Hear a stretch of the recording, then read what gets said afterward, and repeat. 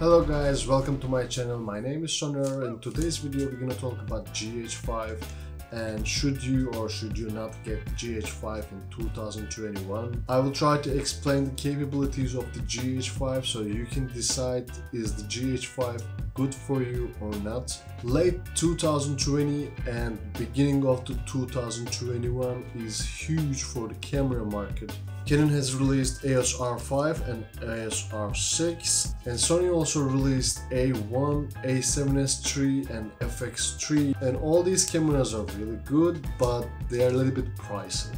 We can say that GH5 is an old camera right now, but old doesn't mean it's bad. It's still capable of doing many things and it's really good at that. It's really inexpensive and also you're able to find it second-handed, which is also really good. GH5 is using Macro Four Thirds sensor and there's a lot of lens options out there, and Siri currently started to do anamorphic lenses and GH5 is supporting anamorphic shooting modes. I hope I'm saying it correct, but I think it's Siri. They're gonna get mad if they watch this video, but they have 50mm, 35 and 24mm anamorphic lenses and they shine on GH5 for sure. You're able to shoot 4K 24, 30 and 60 frames per second on the GH5, and you can use 8-bit on all of these modes. If you want to shoot internally 60 frames per second, you cannot go up to 10-bit, but in other modes you're able to go 10-bit 422. But for example, I'm using Atomos Ninja V, so I'm able to record 60 frames per second 10-bit externally, which is also really super nice. Another thing what I really like on the GH5 is functionality and customization. Menus on GH5 is really user-friendly. If you go into menus, it's really easy to find something that you're looking for and it's really fast. That's why I like the menu system on GH5. Plus there's a lot of buttons on the GH5 and you're able to customize each of those buttons however you want, and which settings on which button. It really becomes part of you in time. You get used to all those buttons and functions that you assign. It can be frustrating when you're like trying to shoot something, and if you have to change so many settings, it can be really annoying when you're using a camera, and GH5 is not that kind of a camera that I can say.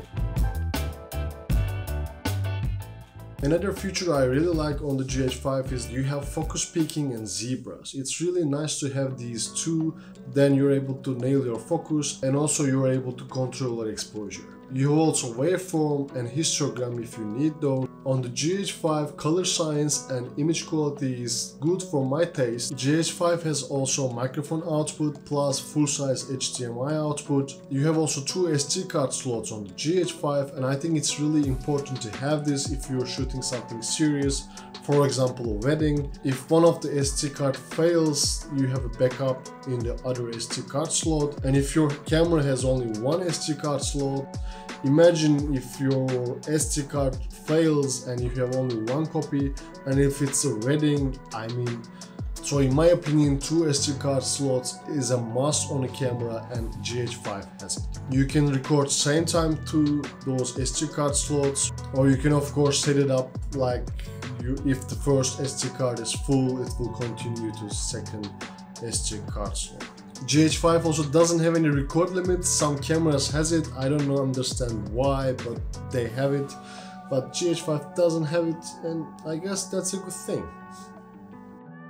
I mean, I would get so pissed if, you know, if there would be a limit when I'm doing something. When you're talking to a camera and if there's something blinking there that the timer is going off, or maybe it went already and you have no idea because you don't have a flip screen or something in your camera.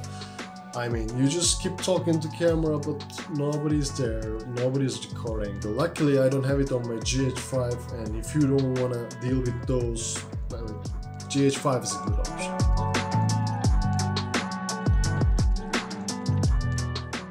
Overall, what you get for what you pay, balance is crazy on the GH5, so that's why I can highly recommend GH5 in 2021. Another option for the GH5, for example, can be Sony A7 III, but Sony A7 III doesn't have 60 frames per second, plus it's a full frame camera and the lenses are more expensive on the A7 III. For example, if you get GH5 and also if you get Sigma 18-35 lens, you're pretty much set up and you are not gonna leave another lens for a long period of time. I almost forgot the flip screen on the GH5, so if you're planning to go in front of the camera, I mean, it's hard to beat.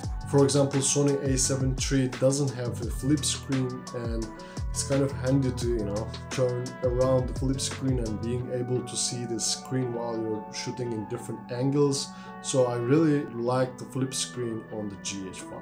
So I have been explaining this is good, this is awesome, and this is perfect on GH5. Is there some cons? Of course there is, because I mean, almost every camera has some sort of a cons, and GH5 has it also.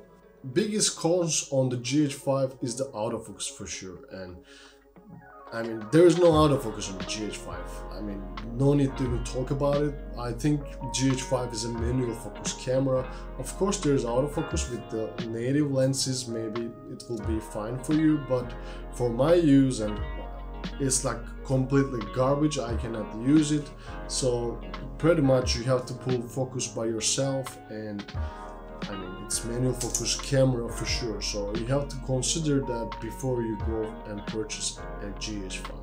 Another cons about the GH5 is the low light capabilities. It's not the best camera out there for when it comes to low light, so if you're planning to shoot on the, you know, more darker environments, so GH5 can be a little bit, you know, I don't know, mode. So maybe you can consider getting GH5S. It has better low light capabilities, so that can be a better option for you. While I'm talking about GH5S, I would like to say another thing about these two cameras. GH5 has image stabilization, but if I remember correctly, GH5S doesn't have it. So if you're planning to use it handheld, GH5 is a good camera for that. I forgot to say it when I'm talking about the, you know, good parts of the GH5. This is really important thing actually to, you know, point out that you're able to use GH5 handheld, because GH5 has one of the best image stabilization in my opinion. GH5 has Micro Four Thirds sensor, so if you know, if you want awesome bokehs and such, well, there is some sort of, you know, bokeh, but I mean, that's not the case with the GH5. You might want to go for full frame if you're planning to get those, you know, blue backgrounds, and if you're, you know, fond of that. So overall, if you're planning to buy a camera in 2021, and if your main objective is shooting videos, I think GH5 is one of the best cameras that you can get because of the price and the quality. GH5 is not a photography camera. Of course you can take pictures with it, but I don't recommend it if you're planning to use it for photos. There is other options out there that you can pick. Feel free to ask me any questions about the GH5. I have also built a rig for my GH5. You can check it up here somewhere. And thanks for watching. I hope this video was helpful for you. If you liked the video, please crush the like button and don't forget to subscribe, and see you guys in the next one.